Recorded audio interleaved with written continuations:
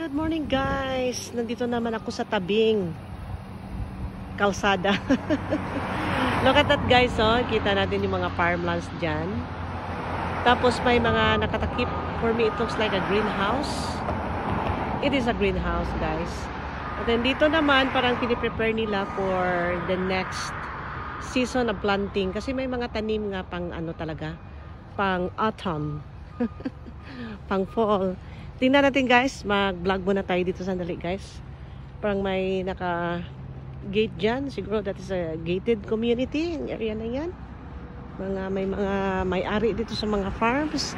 Look at that guys, ang klaseng ano nila oh. Bilog-bilog. Ang klase ng mga lupa nila guys oh. Yan. Tapos silipin natin guys, anong meron dito nga area na to? Bakit siya gano'n na lamang? Yan, nandun ako nakapark guys, tumabi lang po ako.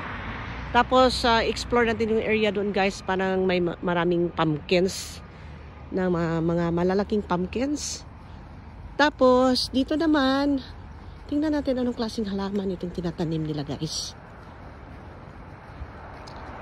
Ito parang ano, sa Bisaya, giring-giring ang dahon. Ano kaya to guys? Look at this. See?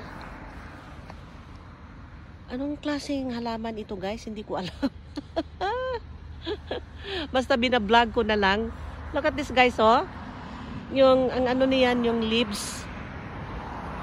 Yan, ang ganda ng halaman guys. Ito lang area parang dalawang linya oh. Tinatanim. So, I'm not really sure guys anong tawag niyan. Look at that guys oh. Oh, diretso lang nakalinya. Ang ganda nila tingnan. So nakita ko guys, magandang tanawin, bumaba ako para makapag-vlog, para ma-share ko po. Again, dito tayo sa may Central California. Napakagandang farmlands dito guys, dito sa may Central Valley, California. Actually may sinusulat dito. Oh. Actually guys, I'm not sure where am I right now. What I know is I'm driving to another lake. Yan, artisan breads and cookies.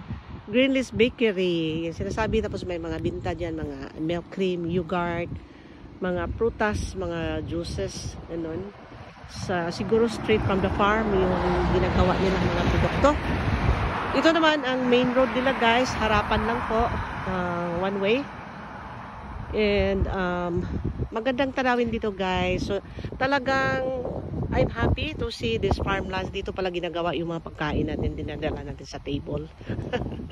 Dito galing. I'm always passing by Central California guys, back and forth, south and north. And then kita ko talaga maraming halaman, yung lahat ng season, walang tanim, may tanim, harvest. And ito ngayon guys, it's a harvest season, and then nagpe-prepare na po sila ng pangtanim nila para sa autumn. May sasakyan doon guys oh. May truck. Yan. So explore natin itong area na to guys, dahil ako po ay nagagandahan talaga sa tanawin dito. And again guys, thank you for watching. See you in my next vlog. Bye bye you.